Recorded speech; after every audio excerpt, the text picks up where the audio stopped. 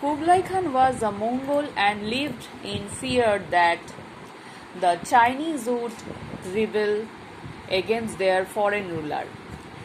কুবলাই খান ছিলেন মঙ্গোল, অর্থাৎ মঙ্গোলীয় জনগোষ্ঠীর মানুষ, এবং তিনি এই ভয়ে থাকতেন যে চাইনিজরা হয়তো কখনো রেবেল অর্থাৎ বিদ্রোহ করবে তা এই বিদেশি শাসকের বিরুদ্ধে। অর্থাৎ তিনি নিজে চীনা ছিলেন না, তাই তার মনে ভয় ছিল যে চীনারা হয়তো কখনো তার বিরুদ্ধে বিদ্রোহ করবে, কারণ তিনি চীনা নন, তিনি বিদেশি।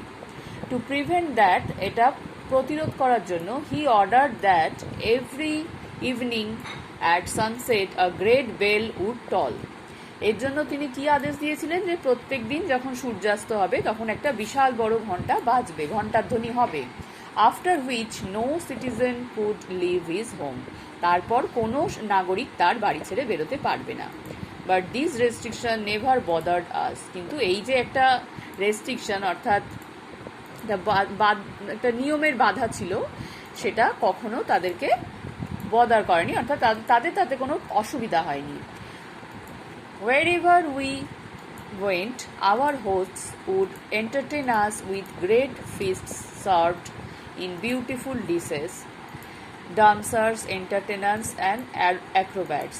অর্থাৎ তারা যখন যেখানে গেছেন সেখানে যাদের আতিথেয়তা তারা গ্রহণ করেছেন তারা সবসময় তাদেরকে মনোরঞ্জন করেছেন। তারা নানা রকম ভালো ভালো খাবার দাবার সুন্দর ডিশে করে সার্ভ করেছেন, নর্তকী এনে বা নর্তক এনে নাচ দেখিয়েছেন, নানা রকমের মনোরঞ্জনের আয়োজন করেছেন।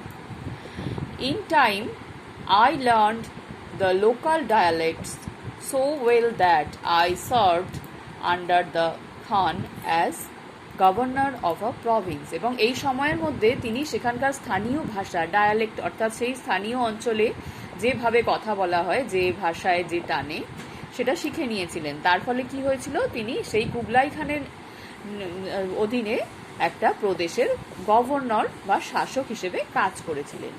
এই পর্যন্ত আজকে তোমরা সুন্দর করে রিডিং করা অভ্যেস করবে, বাকিটা আমরা পরের দিন পড়ব। সবাই ভালো থাকবে, বাই।